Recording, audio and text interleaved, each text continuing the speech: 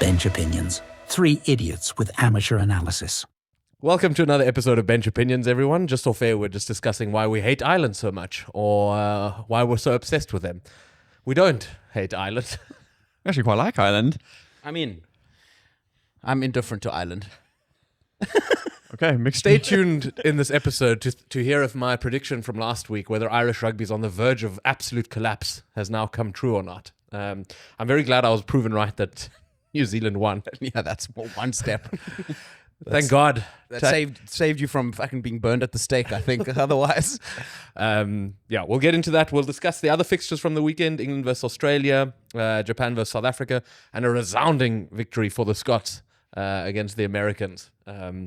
I think that was the one result from the weekend that everyone in rugby could get behind and was happy about.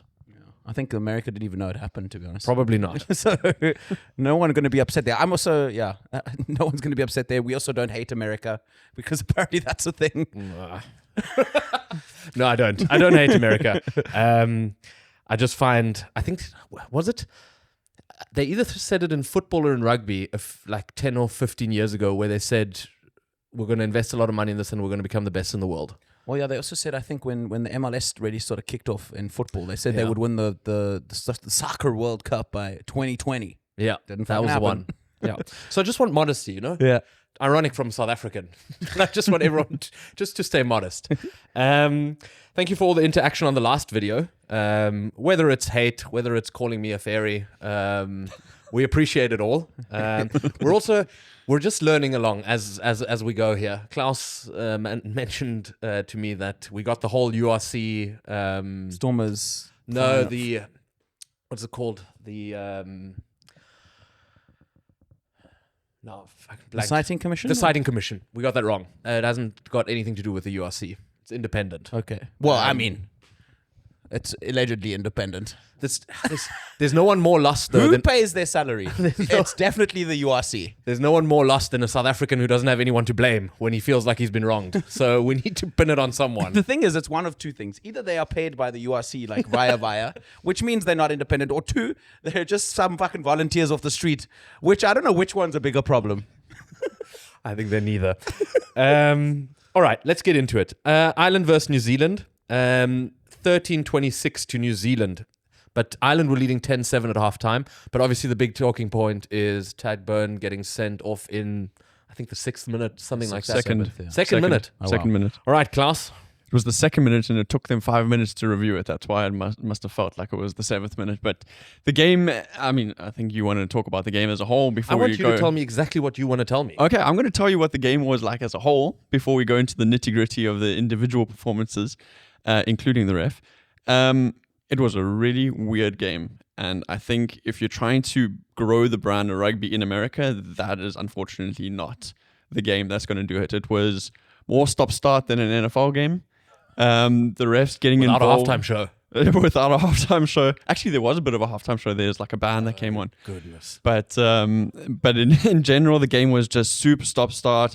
The ref didn't really have control of the game, but then was also being super nitty-gritty. I think Crowley tried to take a quick kick, and he says, no, you're 20 centimeters beyond the mark. You need to say 20 centimeters? Yeah, I mean, he literally pointed back at the spot. He's like, no, you were there, and you need to stand over there. So it was a bit ridiculous. There were a lot of lineouts. Like the set piece didn't work for any of the teams, whether it be a scrum or a lineout. So there was no flow to the game, and I think that's what you come to expect of, especially a New Zealand team and especially an Ireland team, is that there is a bit of flow to the game, and that wasn't the case. So in terms of it being the spectacle, unfortunately not. But obviously very controversial in some aspects, like the Tadhg Beirne incident with the red card, which I guess we can debate whether that was a red card or was not. Well, yeah, I think let's get into the red card first. Dom? The thing, I'm so annoyed that we come off the back of a weekend of rugby like this, and it's like bad food at a wedding. It doesn't matter how in love the people were, how funny the dad's speech was. If everyone got fucking food poisoning, that's all anyone's going to talk about, and that's what this red card is again. It's just every week, and I think with this red card, you're seeing it. The debate is, there's two sort of elements to this debate. The one is the rule in the first place stupid? That's the first question, i.e. like, are they being too... when it's not malicious and it's not clear, like I want to kill this guy or hurt this guy, is it silly in a sport like rugby? I think the first, and then the second thing, obviously, which is the bigger debate, I would assume, is the implementation of it and whether or not it constitutes it or not. I think those are the two elements. I don't know which side. I just think if you look back at it, it's clumsy. It's a mistake, I would say, albeit, you have to make sure that you're a professional athlete. You have to make sure that you're in a certain position. But I think if you're awarding red cards for something that really just looks like a silly, clumsy piece of play, then I think I would start to put question marks underneath it. I think then if you look at on top of that, I mean, Sheehan was calling the whole time. Sheehan was calling the whole time for the forward pass as a mitigating factor because it did come up. It seemed to come forward out the hands before Barrett caught it. So, is that an excuse for Tadhg Beirne to be that upright though? I mean, I think he was the second. Was he the second man from the ruck? It looked like it. He was close. Yeah, and he seemed super surprised that there was a runner coming at him. Well, Sheehan's argument, I think maybe it is a stretch, but Sheehan's argument the whole time was saying that Beirne knew it was a forward pass and therefore tried to pull out the tackle, which I think is a stretch. That's a stretch. That man was as straight as anything. Yeah. What I found interesting as well is, I mean, look, he obviously got hit very hard, and Tadhg Beirne is not a small man, so that must have hurt Barrett for sure. But I found it quite interesting to see in the game, he very much seemed dazed and looked like it hurt him. And then after the game, he came out very vocally and said, "Listen, I'll do whatever it takes to avoid him getting sanctioned." So that's interesting as well. So I think could have used that same energy from Josh Murphy. Yeah, could have. Yeah. I think Josh Murphy were wow, different.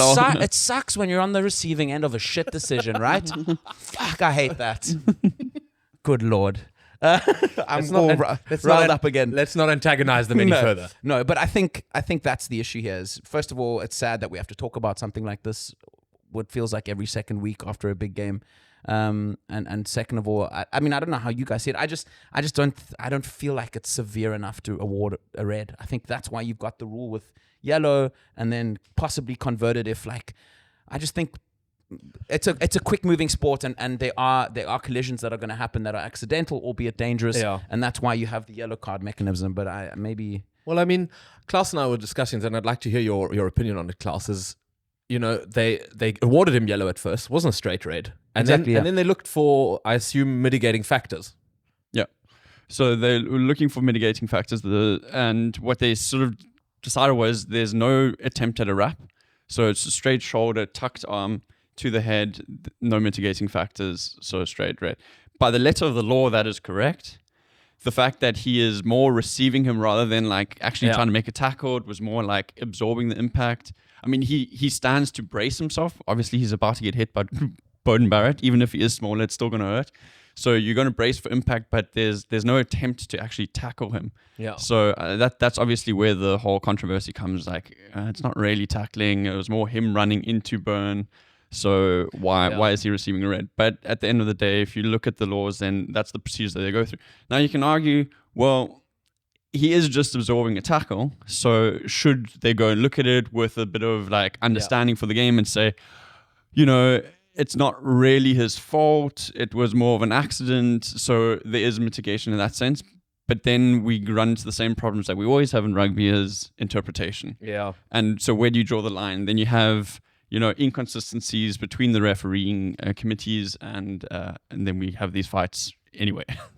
Yeah, I think that's the big thing. I think if consistently those kind of decisions are treated in a similar manner, then I think you have way less of a debate. I'd argue that they probably are getting harsher, which would maybe eventually point towards some sort of level of consistency, because they're just going to try and completely stamp it out. So. And then that's a question of if that's what we should really be doing in a high impact sport like rugby like this. But if we get to the point where that is a consistent red card, I think the debate will stop, I guess. Yeah. And listen, I'm not questioning his character at all, but it's easy for Barrett after a win to come out and say, I'll do everything to help it get overturned because it wasn't that bad. Had it not been called at all, I think you would have heard some different voices from the New Zealand camp on the reffing. So it's easy after a win to be the modest person and be the one saying, "Oh, it wasn't that bad and wasn't that hurt." But at the same time, I agree with you.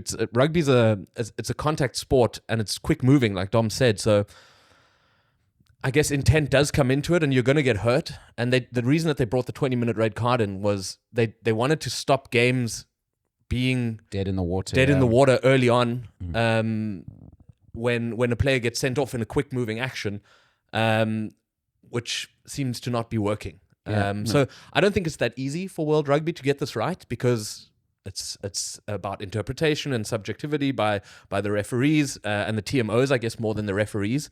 But yeah, I think the problem with it is you're going to fall on one side of the fan debate here, and New Zealand fans, had that not been given, would have been outraged. Well, the interesting thing is that, as you said, 20-minute red card, so they do have a replacement that comes in at 22 minutes or whenever it was. The period that Ireland played under the red card, they actually did really well. They led the game. I think they even scored the try in that 20 minutes. They actually managed it really well. Obviously, they've got to put in way more effort, way more energy, might have ran themselves off the feet, which you then might have been the downfall of the last quarter, that they then sort of let those 2 tries slip quite easily. But for that period, they actually managed it really well. So you've got to give them kudos for that. Absolutely. I guess the big question in the room is Ireland on the verge of an absolute breakdown? The answer is yes. Well, based on what you said last week, it definitely is. I mean, No, look, I think Dom, you're fucking taking that out of my... I was going to say no there. Please, apologies to any of the Irish. This is now Dom's problem. I think there are very clear concerns, and I think you can draw parallels between where South Africa were after the first loss to the Wallabies, and very much what New Zealand have gone through after losing to Argentina, for example, in the Rugby Champs, in that there are very big question marks, and now it's all about how you respond. You can argue that South Africa responded very well, albeit with a lot of changes. And Ray's also seemed to shift after, particularly after Wellington, shift his thinking to like maybe broadening his horizons in terms of some of the players he picks. And now if you look at New Zealand, I think it was definitely a game that was decided by the bench. Satiti came on, was fantastic. Roygaard also putting his hand up. We've been screaming for New Zealand finally to find at least some part of a halfback pairing that they can really pick. Roygaard was phenomenal, very good. And I think he's got a 98% winning average as starting for the All Blacks, or at least when he's in the squad. So I think now you're starting to see some of those selections. Satiti, as I said, came off the bench and did phenomenally well, including the replacement centre, I think he was as well, who offloaded for one of the tries brilliantly. Faingukuka or something. Faingukuka. Yeah, exactly. So fantastic to see that, and Ireland just didn't have the answers. And if you look at who Ireland bring on, someone like Bandiaki, for example, in the second half, and you look at how phenomenally well the All Black team impacted that game, I think you start to see where the problems might be creeping in. Yeah. Is that they're going to have to start bleeding maybe some more people out there. They've got a lot of young talent coming through. Yeah, and I think that's look. If you looked at the reaction to our video, as well as even in debate among the Irish fans, a lot of them believe that Farrell really has to broaden his horizons now, particularly in a season. If anything, a season where Leinster maybe aren't as dominant. This provides you the perfect opportunity to kind of extend the pool a little bit. People like Doak, Stockdale. I mean, Stockdale's in the 23-man. He's in the squad. I mean, the broader squad. But Stockdale has been fantastic for Ulster. Doak looks brilliant, albeit Jamison Park. Gibson Park had a decent game. Good so Jesus, he fires the ball at his players. And pinpoint accuracy. My God. Yeah. But still, you're looking at second half. What can people do? I think Doak also gives you the option. Someone who kicks for poles as well also gives you that extra element of if Crawley comes off, is it really Prendergast, or are you going to start picking another fly half as well? So I think that's the cry for help that's coming from Irish fans at least, saying you need to start moving on. I think Andy Farrell for this competition has sort of gone, we would like to go with the tried and tested, try and get ourselves a good seeding for the draw. And then I think from next season or next year, I think the next Six Nations, you'll definitely see some new guys being bled. Well, that was my question: is does he then start playing tinker with things in the Six Nations? Because, I think so. I mean, Ireland's fixtures for the November internationals are Japan, Australia, and South Africa. Japan should be an easily winnable game for them. That's one where they could theoretically bleed some more youngsters. Australia, I would see as the same, because Australia aren't at their full strength. We'll get to Australia just now. The South Africa one is a big one because it seems like Ireland everyone jokes about their quarterfinal curse, but it does seem like Ireland are not getting over the line in some tight matches now. It's incredibly difficult beating the All Blacks with 14 men. That's like, I guess, a given. But if you get 2 or 3 years down the line and you find an excuse for every one of the close games that you've lost, you're still not going to be any better. So, you lost in the World Cup quarterfinal to the All Blacks. You now lost to them again.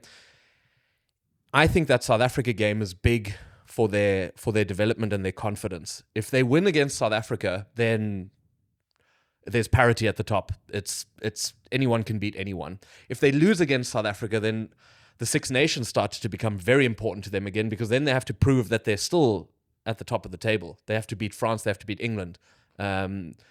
So I think they're in an interesting point in their development, because it is you've got to fight for world ranking points, but at the same time you've got to almost look where can you develop the squad.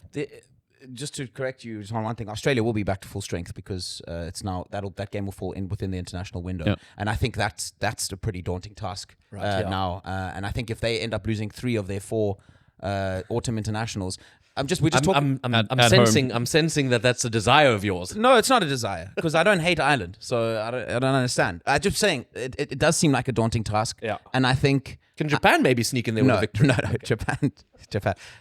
Let's be real here. They get the participation award. The thing is, what I would say is just With all due respect. let's. The thing is, I don't know what the impact of their world ranking will be if they lose to both Australia and South Africa coming in. And I don't look at the end of the day. I think if you're top 4, you're fine. I don't think. Well, you're they're in currently danger. 4th. Yeah.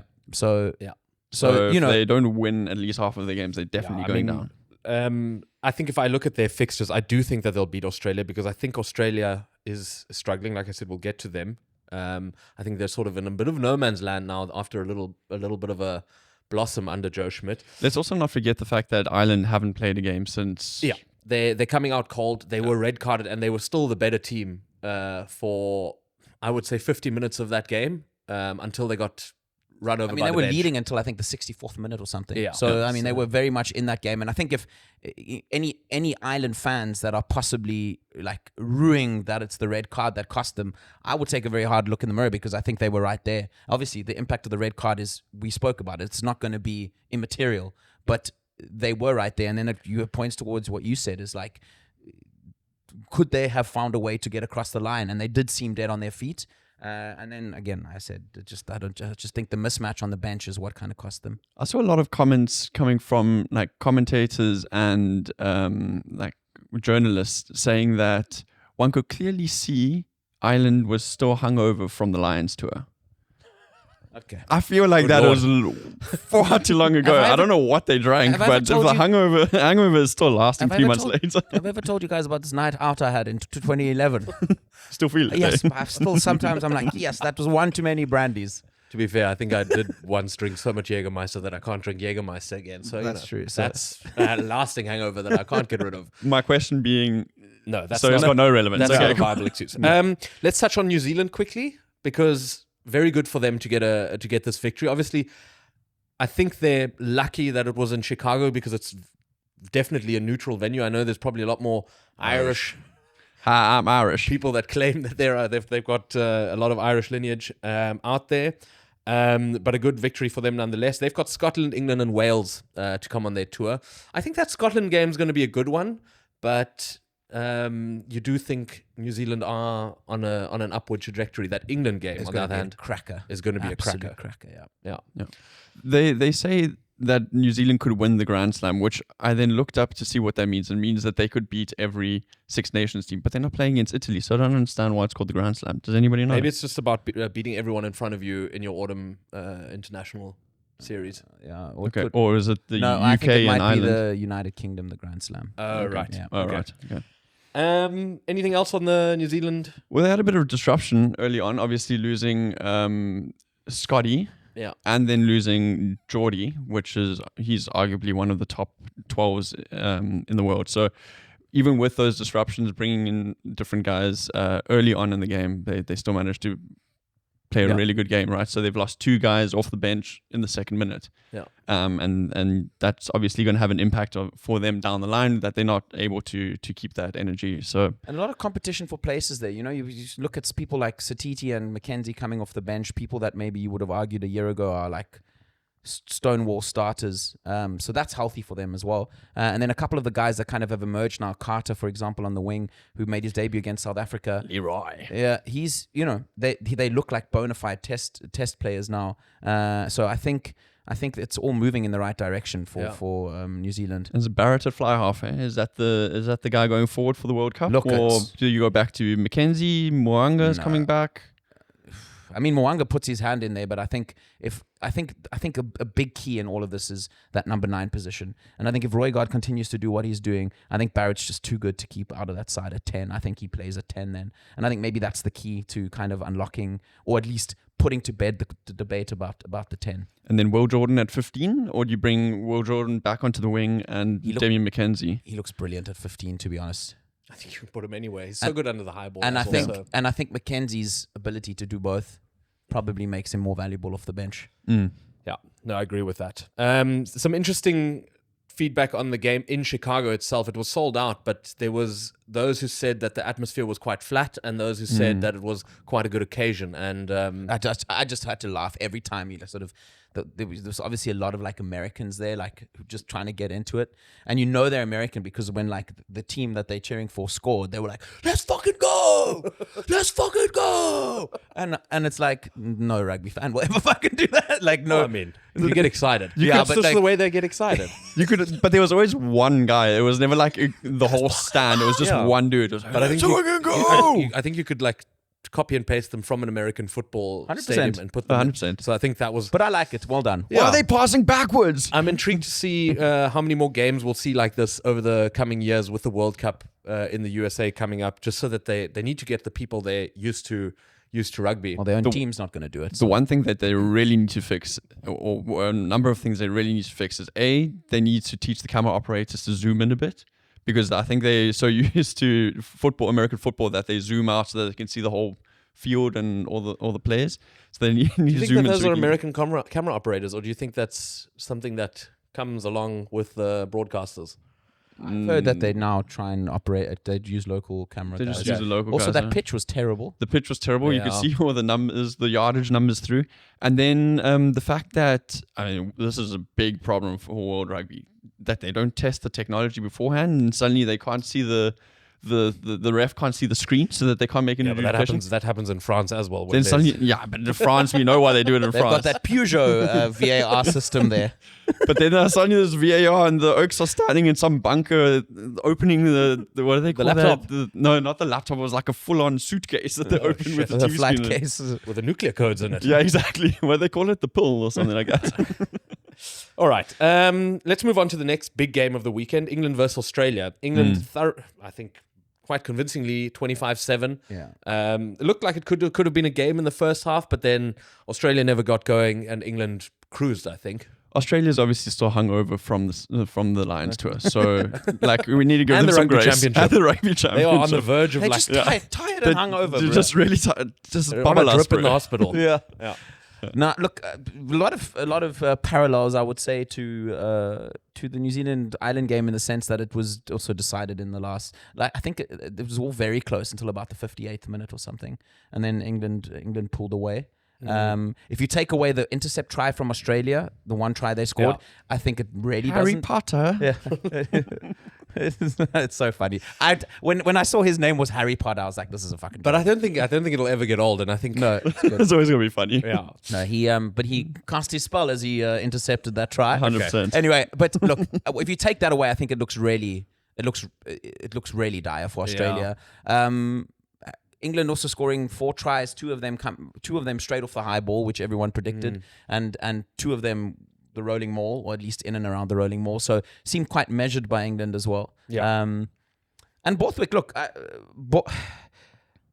used to criticize him for I used to criticize everyone clearly. No, but I used to say.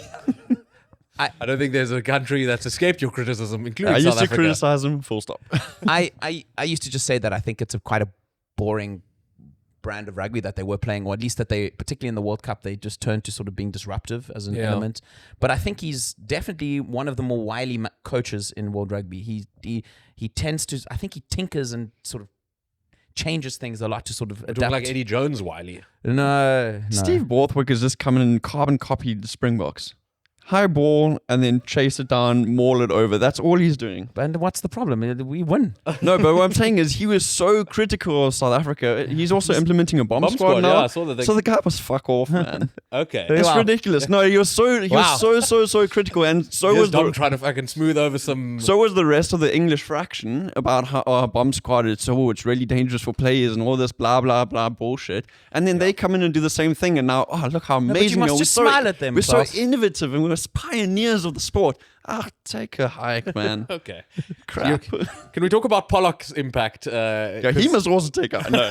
The thing is, like, he's super cocky and obviously that riles people up, but I think that's also the thing that's working for him right now is that it riles people up. Yeah. As long as he can It riles me up. As long as he can keep that performance up. Yeah. Then you can't really say anything against it. As soon as he starts faltering, then also, why do these guys that are annoying also get the worst haircuts? Well, I think that's just. I think he could have had any haircut and we wouldn't like it. No, just. But I looked at myself in the mirror in this and I was like, he's a good character for the sport. No, for sure. You need someone like that, and he is very really good. Who's that pick up and score was so good. Who just the crawl. We are the crawl. The fact that he's good is what makes it so good. I think. So eloquent with your words. Big vocabulary over here. Before he told Borthwick to take a hike, what I was trying to get to was that I think it'll put England in very good stead. Yeah. And I think particularly in a World Cup context, because he tries to find ways to beat oppositions. Yeah. And I think that is and this is a big call, but I think that is sometimes an arrogance among the English, is humbling yourself enough to understand that you've got to just use whatever you have in the tank to beat whoever is in front of you. I think that's something that's been missing in the past because they generally have a great 23. England, very rarely have I looked at the 23 that England put out and go, that's not a great 23. And if I'd argue that this 23 was one of the better ones as well. And, decisions like playing Freeman, who's had a fantastic start to the season at wing, at outside centre and all those kind of things, those are things that I think just that plane of thinking is going to put them in good stead. Yeah. I was very impressed to see George Ford back at 10 instead of going with their more recent 10s like your Marcus Smiths or your Finn question, Russell. I think, is we ask it for New Zealand. I think the same question can be asked at England is what is their best combination? And when you have such a brilliant player like Marcus Smith, but there's just someone better, the team just functions better with someone else in the 10 role. The problem with Marcus Smith is that his individual brilliance exceeds the rest of the team. So he's a little bit like Warwick Galant for the Stormers, where he sometimes Damien Willems also right, where you're so good you run away from your team and you isolate yourself because nobody can keep up with that pace. And to then develop the understanding that you need to also be able to slow it down in the right moments so that you've got the support of your team. I think that's where Marcus Smith hasn't found that balance yet. George Ford is the ultimate team player, right? He's looking for opportunities to put other people in space. And that's why that team functions. I believe that's why that team will function better with him than a Marcus Smith. Bring Marcus Smith off the bench towards the end of the game to really unleash when the game starts opening up.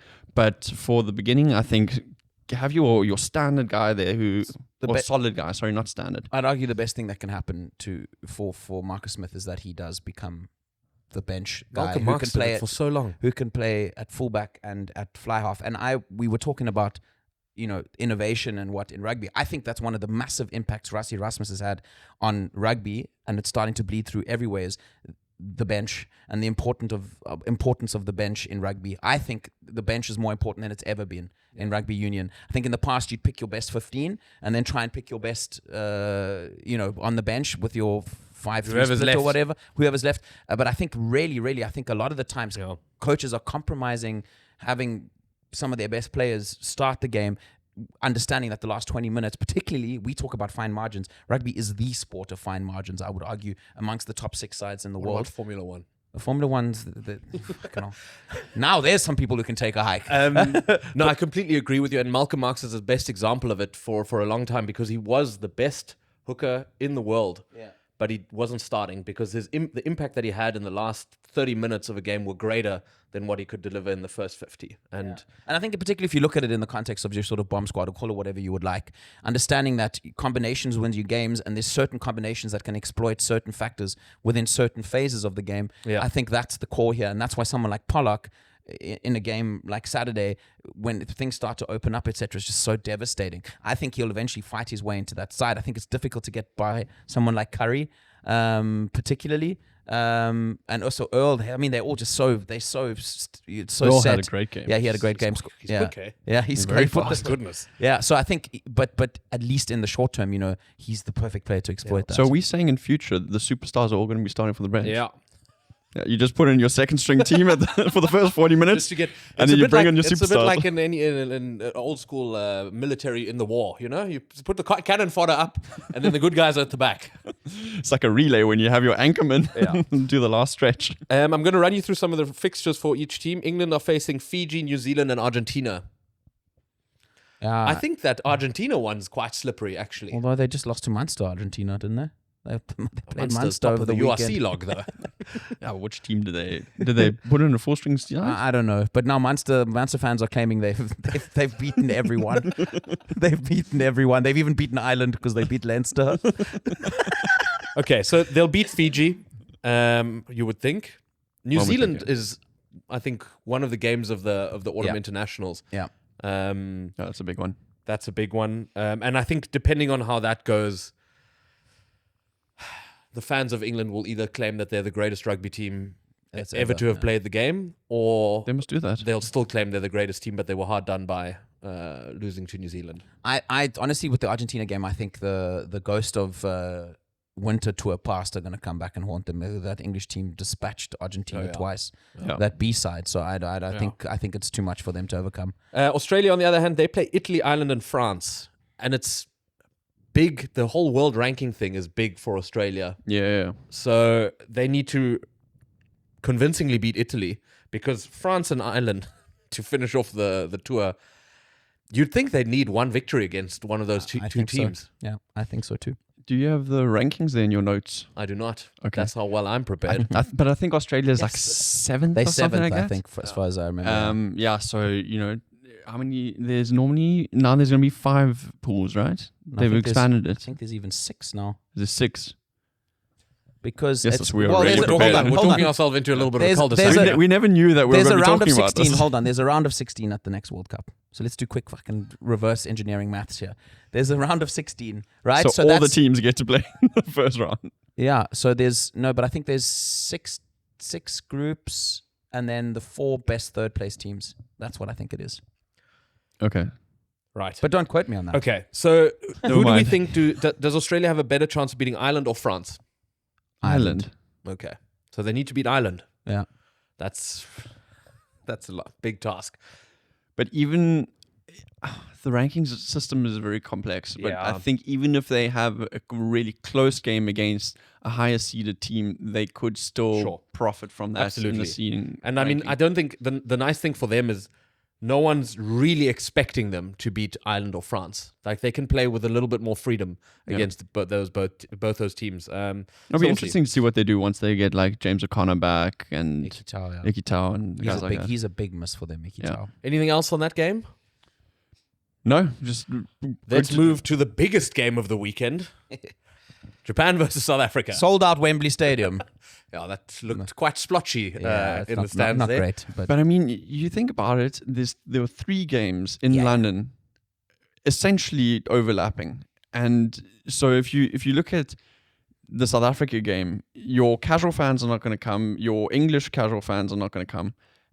So it's just South Africans and then the handful of Japanese guys that are there. Yeah. I just there was a lot of people are critical as well and like, oh, apparently the Springboks blah. I was like, okay, then let's host England versus Japan in South Africa and see how many people come. Yeah. Fuck all, no one's coming, Um, so it's fine. We're fine. Japan 7, South Africa 61. No. Who do we talk about? What do we talk about? It was a very sort of run-of-the-mill victory. I think one guy from the Japanese team that we have to talk about it. Or two guys. Michael Leach must be close to the oldest guy ever to see a rugby video. Older than Brock Harris, eh? I don't know about that, but he must be old because he's been kicking around for They were talking ages. about him in the I mean, there are still other guys of the 2015 World Cup, but I think in the 2015 World Cup when Japan beat us, I think he was already old then. He was already a veteran. Yeah. And then the other guy we need to talk about is their fullback. I forget his name now. It's Yaksimoto or something like that. But he's still at university, plays in like a club team with like 200 people.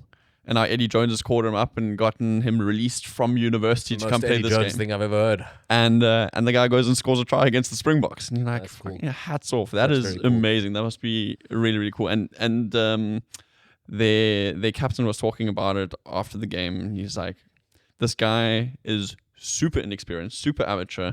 He doesn't know where to stand. Half the time he's like in the wrong space. If he's playing with that many people in the club, it reminds me of like when you're a child and you play football and there's like 50 kids on the field and everybody just chases the ball. So like frustrating. Good Lord. Really impressive that he managed to go in for a try. On the South African side of things, Sascha Feinberg-Mngomezulu having another really good game. Yeah, he just keeps growing. I also, what I like about this is that I think it's just another sign that if South Africa can just work, if we can use our forward pack to work dominance in games, he's always going to be a game changer. Yeah. And I think obviously, of course, it's Japan, and we understand the sort of the fact that they were definitely minnows, but like, you know, there was a lot of the elements that we saw against his performance against Argentina, for example, as well. And he's just such a complete skill set. Yeah.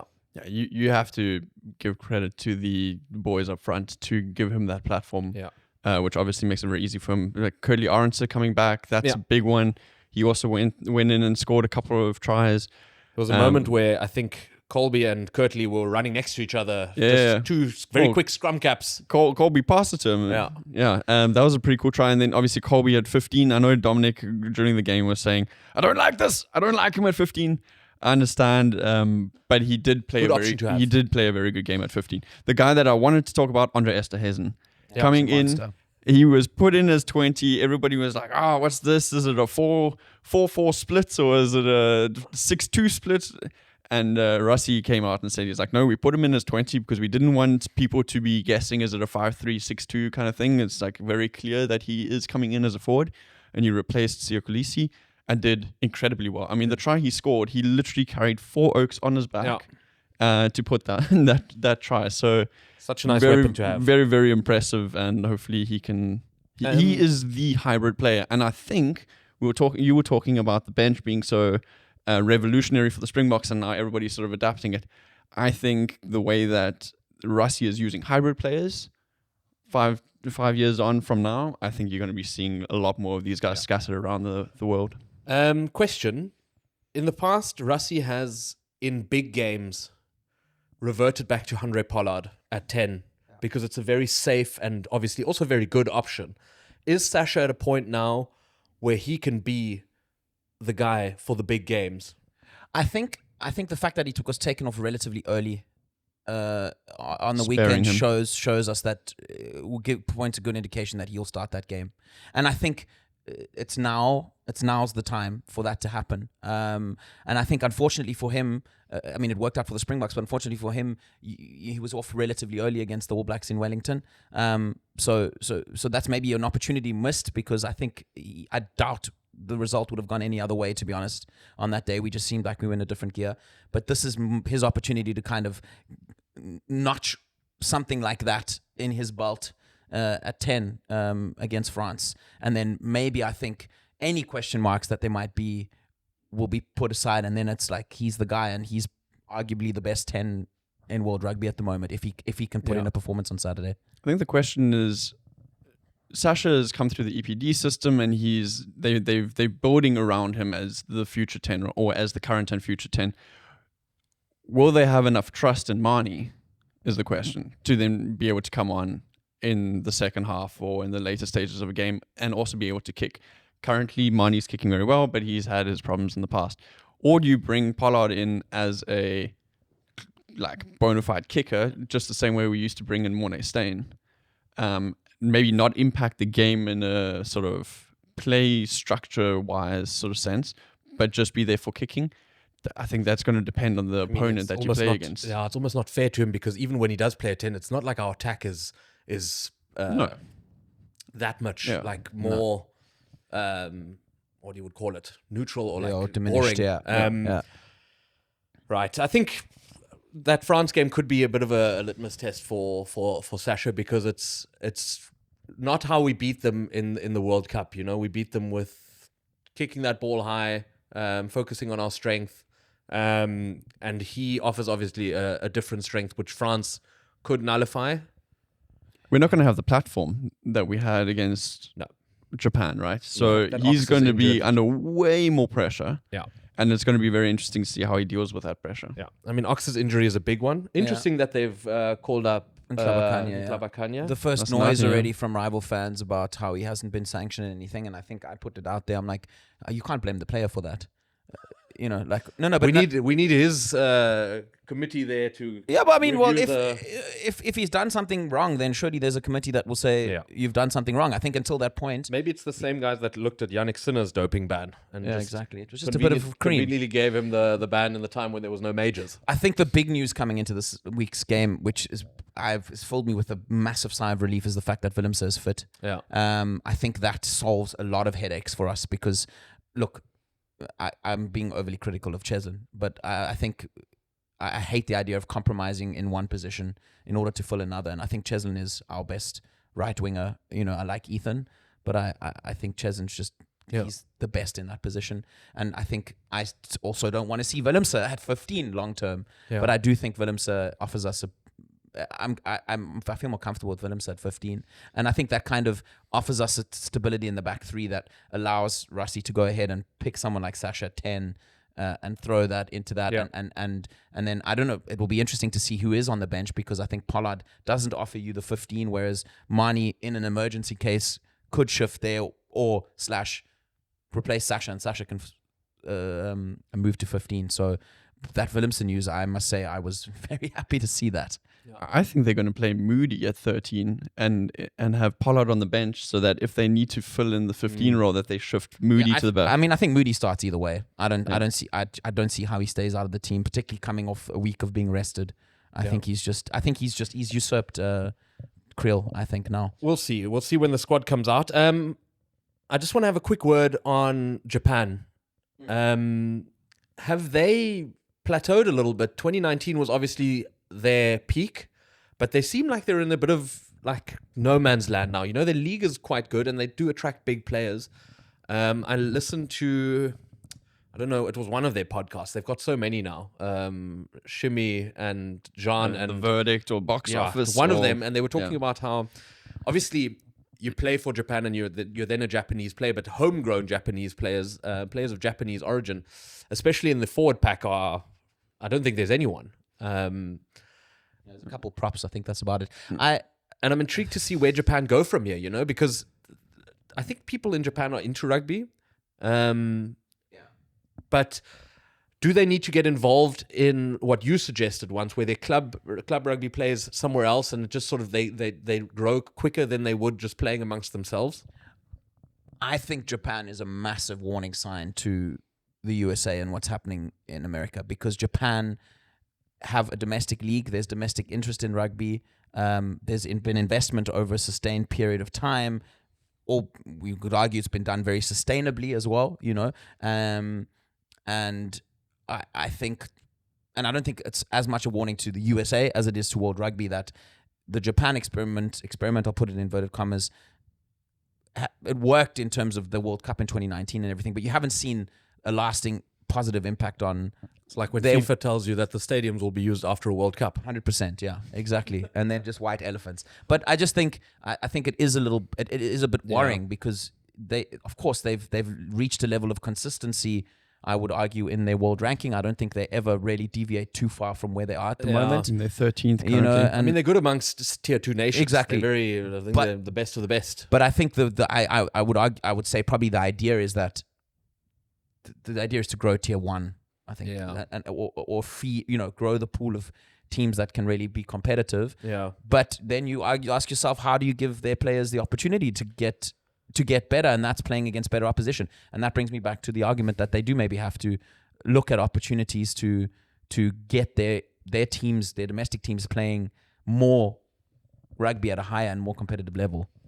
Eddie Jones was interviewed after the match, and he said, he's like, look, now next we play against Ireland, I think. Yes, they play Ireland next. And he was like, look, we've got 200 international caps amongst the entire squad, and they're going up against Ireland, who I think have got like 800 caps or something insane. Yeah. And he was saying exactly that. We don't get the opportunity to play against all of these tier 1 nations, so we don't get exposure to that. So we start getting used to sort of subpar quality in the most respectful way. But that is the problem, right? They're not exposed to that higher level of rugby. So they have the guys in their squad performing against your likes of your Jesse Creels and your Peter Steph de Toits and whatnot, but it's very different than as a national team to go and perform against. Well, I mean, they play Ireland, but then they play Wales and Georgia.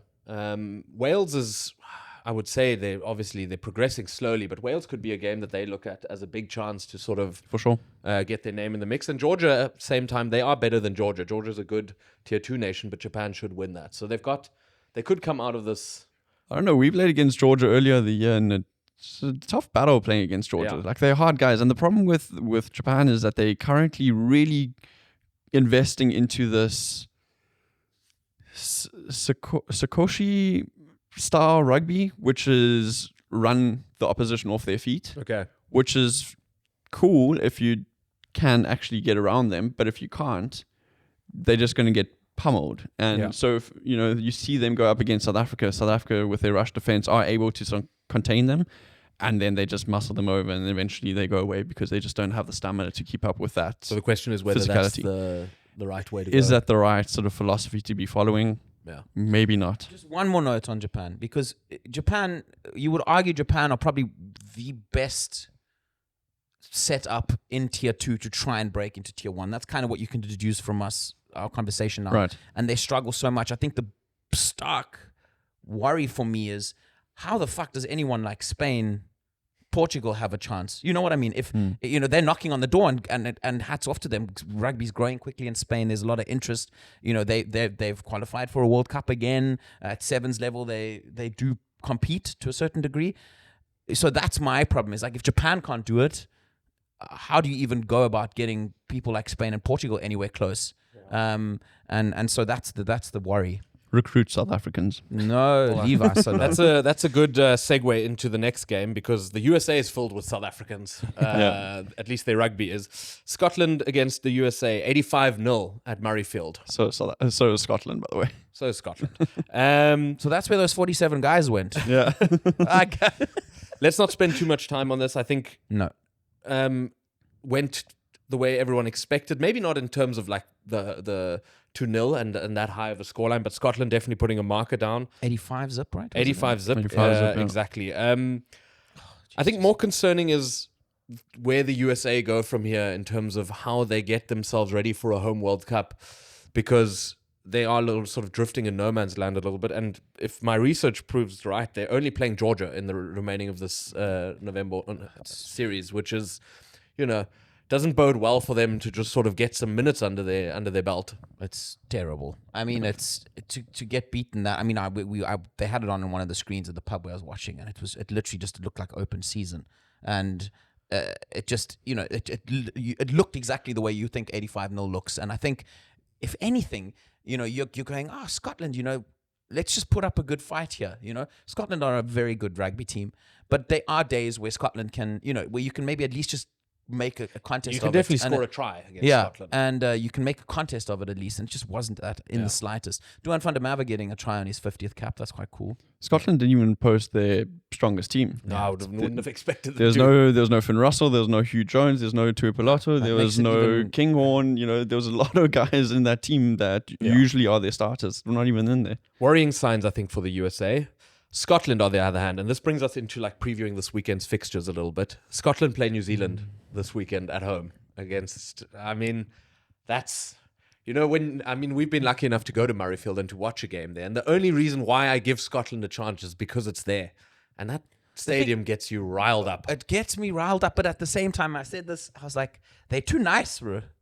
The Scots, the fans, you mean? No, it's all too nice. You need to make it a cauldron. Yeah. They've got bagpipes and it's pretty. And I think when they play England, it's a cauldron. Yes, yeah. But I do think sometimes. Fuck you.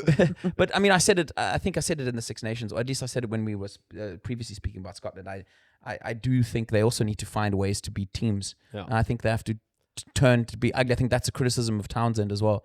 Of the coaches that he has got arguably the best Always generation, the and never it's the just bride. and maybe just finding a way to win ugly, albeit you have arguably one of the most informed rugby players in the world at the moment, Finn Russell at 10, who looks beautiful to watch. Yeah. And Hugh Jones and Tui Pilatu and Duan van der Merwe and Darcy Graham and all these guys that want to play the sort of champagne stuff, but maybe just find a way to beat teams. All right. Well, I'd love it if Scotland could beat of New course. Zealand this weekend. It would be Chances are quite slim. okay. though. Just shit on my dreams. In the other games, Ireland play Japan. That should be pretty one-sided. Yeah. Right. England play Fiji. Fiji are not to be scoffed at because they have spent a bit of time together, so they can hurt you. But England, I think he'll ring. I think Borthwick will ring the changes majorly. Yeah. I think he'll use this opportunity to kind of experiment again. Remind me, didn't England lose or almost lose to Fiji last year? yeah, there was some. Yeah. Wasn't it super close? Yeah, Or didn't- Was it this last year or the something? year before? There was definitely a loss to Fiji somewhere. I Yeah, think. yeah, Yeah. Maybe it was in the World Cup. I don't know. No, it yeah, wasn't. okay. Now we're clutching at straws. This is where the three idiots on the couch segment comes No, but in. as soon as people think we're smart, then I've got to just remind them we're not. Italy play Australia. Australia should win that. Italy aren't to be scoffed at. The one reason I would love Italy to win that is because then I'm like, ooh, that game that we're going to be at in Turin, Yeah. because we're going to two games. We're going to France we're going to two games. We're going to France where I'm absolutely terrified and shitting my pants. We can get to that now, and it's going to be intense. And then the Italy ones, I'm like, oh, this is fun, pasta, pizza, rugby, and that would be nice if it becomes a bit more of a battle. Yeah. pasta pizza. So are we rugby. all saying that Australia should win this, but it would be nice if Italy got a result Yes. because it's good for rugby. Yes. Correct. Yeah. And we also don't want to get too chummy with the Australians there, No, never. But we do want a good Australian side back in rugby. Yeah. Good for rugby. It's good for rugby. France play South Africa in the biggest game of the week. In Paris, the three of us will be there. Biggest game of the autumn internationals, I'd say. Between that and maybe possibly the game we just had, and also And that England, New England New Zealand. Zealand game's looking big as well. South Africa, Ireland. There's a lot of good games this autumn nation. This is The repeats of the quarterfinals. France are coming in it with a score to settle. They haven't played together in a while. They didn't send their team to New Zealand, their A team. So the France team in itself hasn't played an international since the Six Nations. I would say that's a little bit of an advantage to us, but sure. this is a massive game. I am very nervous. I am too. One thing I did like hearing come out of the France camp is that he's sort of locked them down and said that they They are don't. paranoid. They don't. First of all, I don't know where this comes from because we've never been. The caught South for- African A team is training in the same place that they're training in. Okay, that's So one. there's a lot of guys very close Yeah, by. so I think it's quite interesting, but I love that. It's a good. That's where you want your Unsettle opposition, them. unsettle them, and it's noise coming out of their own camp. So there's, Rusty, I'm sure, is very smug, sitting there going, "Okay, buddy, do your thing," and while he Panic away. fucking While he remote controls his drone, you mean away from the no, I think he's. Yes. I think he's got his boombox on wheels there, and he's playing a Lele Blur to the boys there. He actually said he's not doing it this Well, I year mean, I anymore. assume He's that like, half- we've done it before. They already know. Half of them know it now, but no. Yeah, true. The ones that are But there. it's going to be an absolute crack. I get goosebumps thinking about it. You guys have been to Stade de France. I have not. Yeah. I was sitting next to the Ireland's biggest fan here, singing "Zombie" at the end of while he was chucking my credit card into the masses. There you go. So I'm intrigued to see what it's like with So you're keeping your credit card this time. Yeah. No, but Banana I do think there's no love lost between No. the French really don't like us. No. I was at that quarterfinals in Oh, true. 2023, and it is hostile. Yeah. It is wild. So it's going to be amazing. Yeah. It's going to be a big contest. We won't be on the couch next week. for an episode because the boys will be traveling to Italy. What we'll try and do is that the boys will get together in Italy in front of some famous monument, give you a rundown of the weekend's results and predict and look ahead to the weekend after. Yeah. Could we maybe just for the sake of it, some predictions for the France-South Africa game? South Africa by 1. No, I'm joking. South Africa. I think South Africa will win it by a try and a half. So try and a penalty. There we go. 10 points. 10 points. I'm going less than that. I'm going South Africa by 5. Crumbs. I think Ox is a big miss. I really do. But I think the Springboks will win as well. And I think a similar margin as you said. I think there'll just be a try and a bit in it. I hope it's that much of a margin. It would be better for my heart. And the one thing with major thing we said offline is any result hopefully not marred by some refereeing decision. Yeah, that would be fantastic. Against us. No. Either way. Either way. We want the result. We want the victory mind. to be by such a margin that any reffing decision doesn't really bring doubt into it. Don't give a shit. Send that Frenchman off for a dodgy call in the first minute. A win is a win in Maxi's eyes.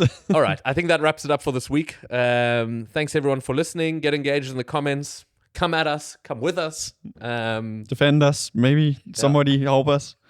And then we'll see you again next week. Cheers.